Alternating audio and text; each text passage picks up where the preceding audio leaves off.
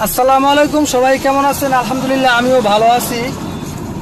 আসলে রানিংয়ে গাড়ি চালানো অবস্থায় মোবাইলে কথা বলা কিংবা মোবাইলে ভিডিও করা ঠিক না।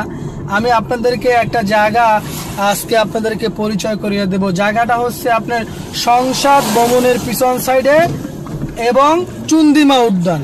এই চুন্দিমা উদ্যানের রাস্তাটা শেখ হাসিনা যখন ছিল তখন কিন্তু রাস্তাটা ভালো ছিল। এখন এই চুন্দিমা উদ্যানের রাস্তাটা আমি আপনাদেরকে দেখাই। দেখেন এই যে রাস্তাটা, এই রাস্তাটা আপনার চওড়া হচ্ছে না হলো 250 ফিট। রাস্তাটা চওড়া 250 ফিট, রাস্তাটা চওড়া। এই রাস্তাটা এখন বর্তমানে খুব করুণ অবস্থা, রাস্তাটা ভেঙে চুরে গেছে।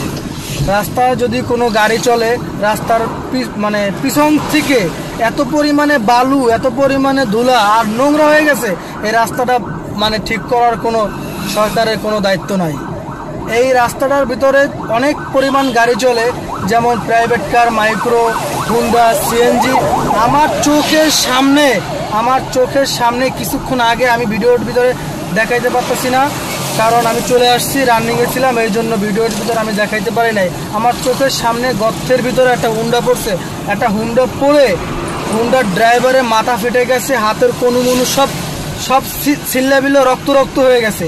আসলে এই যে রাস্তার ভিতরে যে গর্ত থাকে, রাস্তার ভিতরে যে ইজি বাইক থাকে, রাস্তার ভিতরে যে নসিমন থাকে, অটোরিকশা থাকে, এখন যে দেশের যে গাড়ি চালাতে গেলে যে কি ধরনের সমস্যা, এই বিষয়ে আমি সরকারের মাননীয় উপদেষ্টার কাছে আমার আহ্বান রইল যে আপনারা একটু দেশটাকে একটু ভালো করবেন। যতদিন যাবত আপনারা ক্ষমতায় আছেন, আল্লাহ জানুক আপনারা কতদিন ক্ষমতা আছেন তা আমি বলতে পারি না। একদিন থাকেন, আর 2 বছর থাকেন, আর 6 মাস থাকেন, আপনারা একটু যে কদিন আছেন আপনার দেশটা একটু ভালো করে একটু সাজাই গুছাই রাখেন, ঠিক আছে? আমি সাধারণ জনগণ, অবশ্যই আমার কথা বলার অধিকার আছে।